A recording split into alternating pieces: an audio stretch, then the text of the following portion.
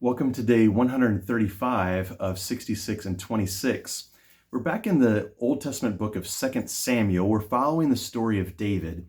You might remember last week when we were in 2 Samuel, we saw David's tragic sin with Bathsheba, where he lusted after her, impregnated her, and then ended up sending her husband into the front line of battle where he was certainly going to be killed, and he was.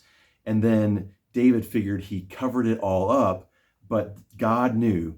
And the prophet Nathan came to David, confronted him with his sin, and then told David, "Now the sword will never depart from your house because you despised me and took the wife of Uriah the Hittite to be your own." In the chapters that we're reading today, now we see that sword in David's house playing out, where there's violence and corruption and lust. There's a rape of a brother with a sister in 2 Samuel 13. Amnon violently taking his sister Tamar. And then, because of that sin, Absalom, also David's son, took the life of Amnon for his actions against his sister Tamar, and it just all unfolds from there. David's house is in ruins. Absalom flees and then comes back to Jerusalem. We're told in 2 Samuel chapter 14 that Absalom lived 2 years in Jerusalem without seeing the king's face. In those days, Jerusalem wasn't all that big, but he never saw his father, King David, for 2 years that he lived in the city.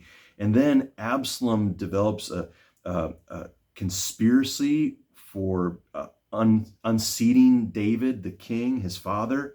And David, rather than putting up a defense against Absalom and his forces, flees the city of Jerusalem altogether.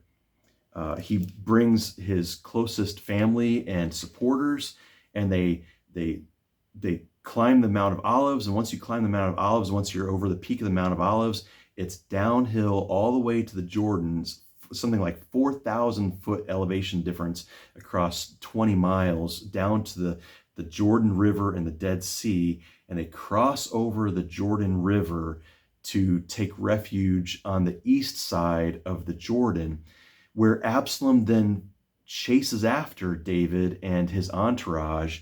And we're just at the climax then of this battle between Absalom and David's forces. We'll see that next week. But now David has fled. He gets cursed by members of Saul's family for unseating Saul. And there's all kinds of turmoil and violence that happen in these chapters because of David's actions. Now, God's judgment upon David, where he says that sword will never leave. And we certainly see that playing out in all these chapters, 2 Samuel 13 to 17 today.